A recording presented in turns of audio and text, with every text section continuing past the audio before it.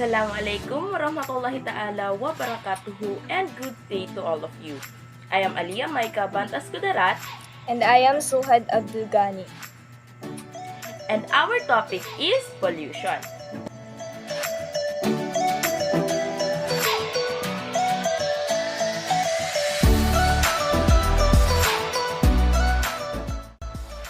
So what is pollution?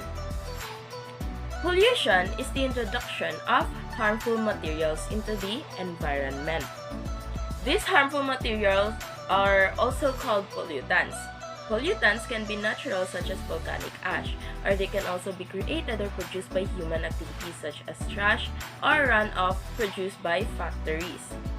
Pollutants damage the quality of air, water, and land. All living things, lahat ng nabubuhay sa mundo simula sa one-celled microbes hanggang sa malalaking nilalang tulad ng mga blue whales, lahat tayo ay nakadepend sa hangin at tubig na sinusupply ng Earth. When these resources are polluted, all forms of life are threatened. Pollution is a global problem. Yes, it's a global problem. Although urban areas are usually more polluted than the countryside, pollution can spread to remote areas pa rin, or places where no people live. For example, pesticides and other chemicals have been found in the Antarctic ice sheet in the middle of the northern Pacific Ocean. A huge collection of microscopic plastic particles forms what is known as the Great Pacific Garbage Patch. Many things that are useful to people produce pollution. Cars spew pollutants from their exhaust pipes. Burning coal to create electricity pollutes the air. Industries and homes generate garbage and sewage that can pollute the land and water. And pesticides ay yung mga chemical or poisons na ginagamit to kill weeds and insects. It seeps into waterways and harm wildlife. Air and water currents carry pollution. Ocean currents and migrating fish carry marine pollutants far and wide. Winds can pick up radioactive material accidentally released from a nuclear reactor and scatter it around the world. Smoke from a factory in one country drifts into another country. In the past, visitors to Big Bend National Park in the U.S. state of Texas could see 290 kilometers or 180 miles across the vast landscape. Now, coal-burning power plants in Texas and the neighboring state of Chihuahua, Mexico, have spewed so much pollution into the air that visitors to Big Bend can sometimes see only 50 kilometers or 30 miles. So natatakpan na yung 240 kilometers na view dahil sa usok o air pollution ika nga. So there are three major types of pollution. Those are the air pollution, water pollution, and land pollution. Now let's start with the air pollution. Sometimes, air pollution is visible. A person can see a dark smoke pour from the exhaust pipes of large trucks or factories, for example. More often, however,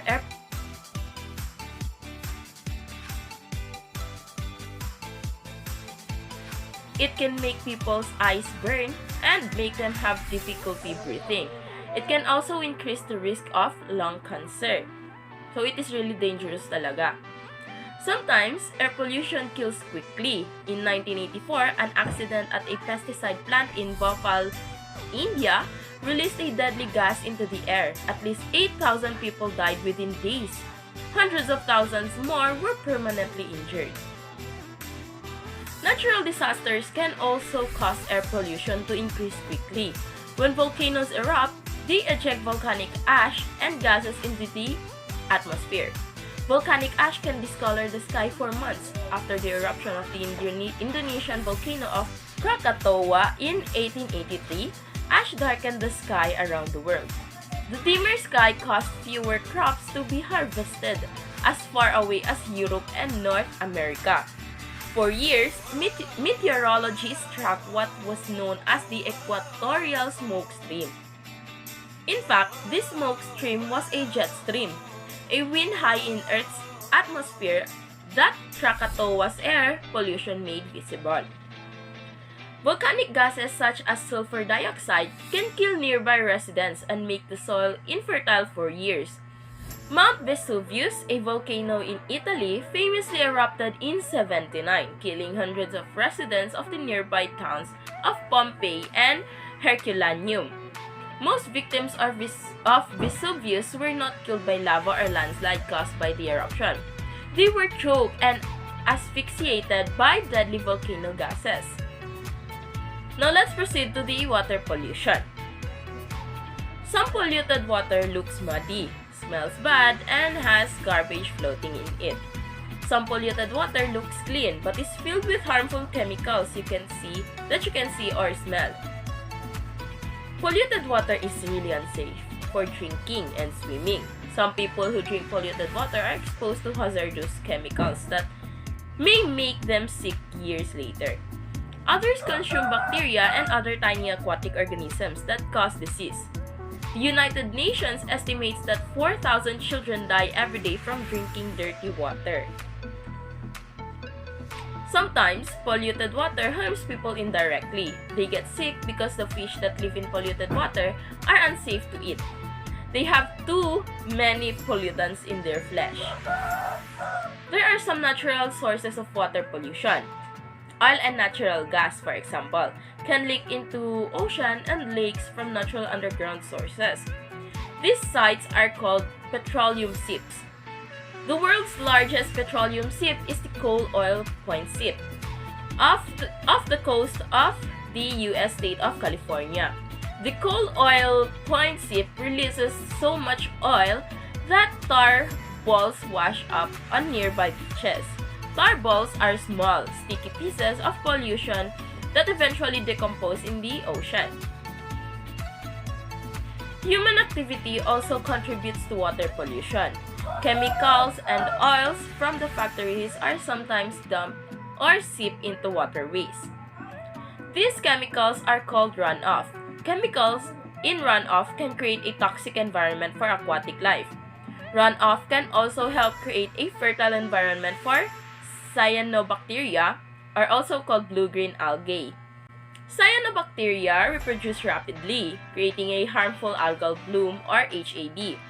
Harmful algal blooms prevent organisms such as plants and fish from living in the ocean. They are associated with dead zones in the world's lake and rivers, places where little life exists below surface water. Another type of water pollution is simple garbage. The Citarum River in Indonesia, for example, has so much garbage floating in it that you cannot see the water. Floating trash makes the river difficult to fish in. Aquatic animals such as fish and turtles mistake trash such as plastic bags for food. Plastic bags and twine can kill many ocean creatures. Chemical pollutants in trash can also pollute the water, making it toxic for fish and people who use the river as a source of drinking water. The fish that are caught in polluted river often have high levels of chemical toxins in their flesh. People absorb these toxins as they eat the fish. Garbage also fouls the ocean. Many plastic bottles and other pieces of trash are thrown overboard from boats. The wind blows trash out to sea. Ocean currents carry plastics and other floating trash to certain places on the globe where it cannot escape.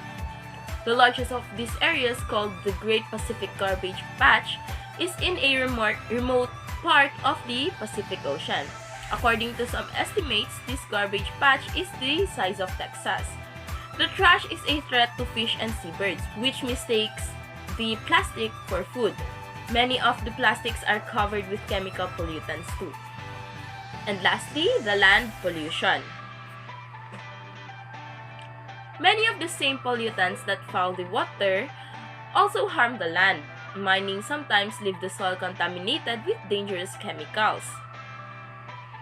Pesticides and fertilizers from agricultural fields are blown by the wind. They can harm plants, animals, and sometimes people.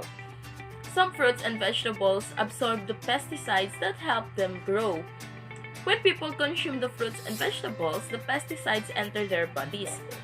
Some pesticides can cause cancer and other diseases. A pesticide called DDT or dichlorodiphenyl, it-rich chlorothane, was once commonly used to kill insects, especially mosquitoes. In many parts of the world, mosquitoes carry a disease called malaria, which kills 1 million of people every year. A Swiss chemist, Paul Hermann Muller, was awarded the Nobel Prize for his understanding of how DDT can control insects and other pests. DDT is responsible for reducing malaria in places such as Taiwan and Sri Lanka. Noong 1962 naman, an American biologist named Rachel Carson, nagsulat siya ng isang book na tinawag na Silent Spring, which discussed the dangers of DDT. She argued that it could contribute to cancer in humans. She also explained how it was destroying the bird eggs, which caused the number of bald eagles, brown pelicans, and ospreys to drop.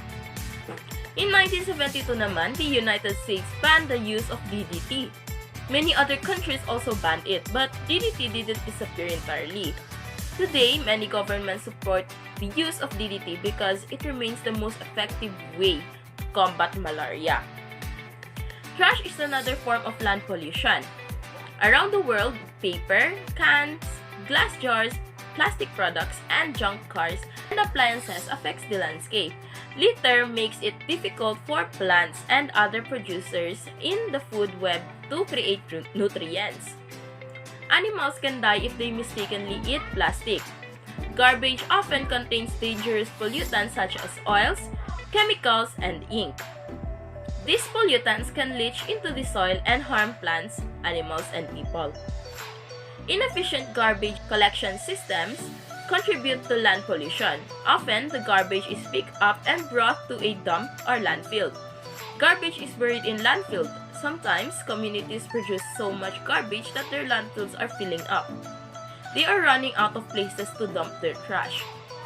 A massive landfill near Quezon City, Philippines, was the site of a land pollution tragedy in 2000. Hundreds of people lived on the slopes of the Quezon City landfill. These people made their living from recycling and selling items found in the landfill. However, the landfill was not secure. Heavy rains caused a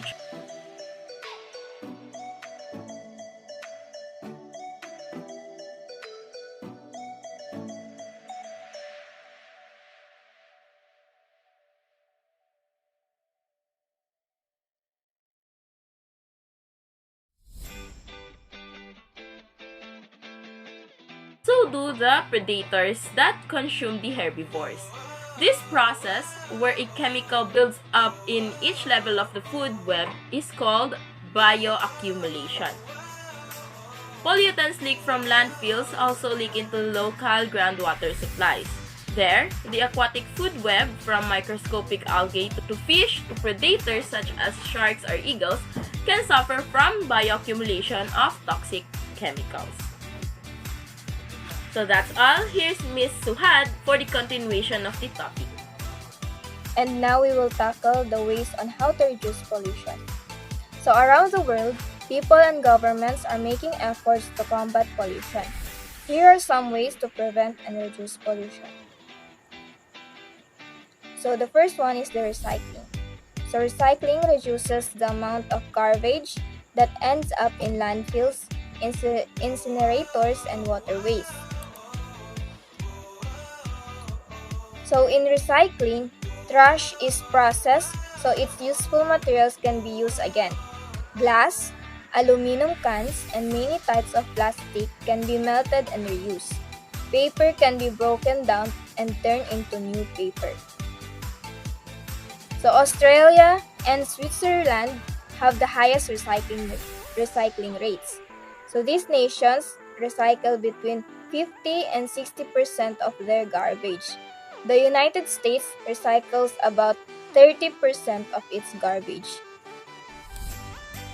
So next is governments can combat pollution by passing laws that limit the amount and types of chemical factories and agribusinesses are allowed to use. The smoke from coal-burning power plants can be filtered. People and businesses that illegally dump pollutants into the land, water, and air can be fined for millions of dollars. So some government programs, such as the Superfund program in the United States, can force polluters to clean up the sites they polluted. International agreements can also reduce pollution. The Kyoto Protocol, a United Nations agreement to limit the emission of greenhouse gases, has been signed by 191 countries. The United States, the world's second largest producer of greenhouse gases, did not sign the agreement.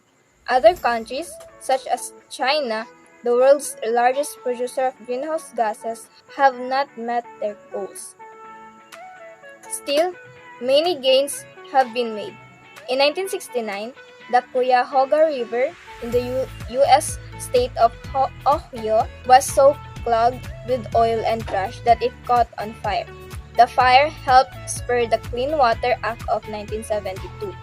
This law limited what pollutants could be released into water and set standards for how clean water should be. Today, the Cuyahoga River is much cleaner. Fish have returned to regions of the river where they once could not survive. But even as some rivers are becoming cleaner, others are becoming more polluted. As countries around the world become healthier, some forms of pollution increases. So countries with growing economies usually need more power plants, which produce more pollutants. So reducing pollution requires environmental, political, and economic leadership. Developed nations must work to reduce and recycle their materials, while developing nations must work to strengthen their economies without destroying the environment. Developed and developing countries must work together toward the common goal of protecting the environment for future use. So, hindi lamang ito ang mga paraan upang mabawasan ang polusyon. So, maaari kang magtanim ng puno at halaman upang magsilbing tagasitsit ng greenhouse gases. So, maaari ka ding gumamit ng mga energy efficient at environment friendly na mga kagamitan. Maglakad, magbisikleta o mag-commute sa halip na gumamit ng sariling sasakyan. Hindi lamang ito makakatipid sa gasolina, makakabawas pa sa polusyon. At maaari din maging practical sa pagkonsumo ng fuel. Panatilihing maayos ang kondisyon ng sasakyan. Siguraduhin ang makina ay maayos at ang mga gulong ay may sapat na hangin. Iwasan ang biglang pag-arangkada. Magtipid din sa paggamit ng kuryente. Hanggat maaari ay iwasan ang paggamit ng aircon. Maaaring buksan ang mga bintana at hayaang makapasok ang natural na liwanag at hangin sa tahanan. Patayin ang mga ilaw at bunutin ang plug ng mga appliances kung hindi ginagamit. Now, let's move forward to the fast fact. Did you know that the different materials decompose at different rates? So how long does it take for these common types of trash to break down? So sa paper, umaabot ng 2 to 4 weeks bago ito ma-decompose. So orange peel naman is umaabot ng 6 months. Milk carton is 5 years. Plastic bag is tumatagal ito ng 15 years bago ma-decompose. Tin can naman is 100 years. Plastic bottle, 450 years. Glass bottle is 500 years. And lastly, the styrofoam is never siyang ma-decompose. So, another fast fact. So, indoor air pollution. The air inside your house can be polluted. Air and carpet cleaners, insect sprays, and cigarettes are all sources of indoor air pollution. And next, light pollution. So light pollution is the excess amount of light in the night sky. Light pollution, also called photopollution, is almost always found in urban areas. So light pollution can disrupt ecosystems by confusing the distinction between night and day. Nocturnal animals, those that are active at night, may venture out during the day, while diurnal animals, which are active during daylight hours, may remain active well into the night. Feeding and sleeping patterns may be confused. Light pollution also indicates an excessive use of energy. So, hindi lamang air, water, and land pollution ang meron. Meron ding light pollution and indoor air pollution. And next is noise pollution. So meron ding noise pollution. So noise pollution is the constant presence of loud, disruptive noises in an area. Usually, noise pollution is caused by construction or nearby transportation facilities such as airports. So noise pollution is unpleasant and can be dangerous. Some songbirds, such as robins, are unable to communicate or find food in the presence of heavy noise pollution. The sound waves produced by some noise pollutants can disrupt the sonar used by marine animals to communicate or locate food.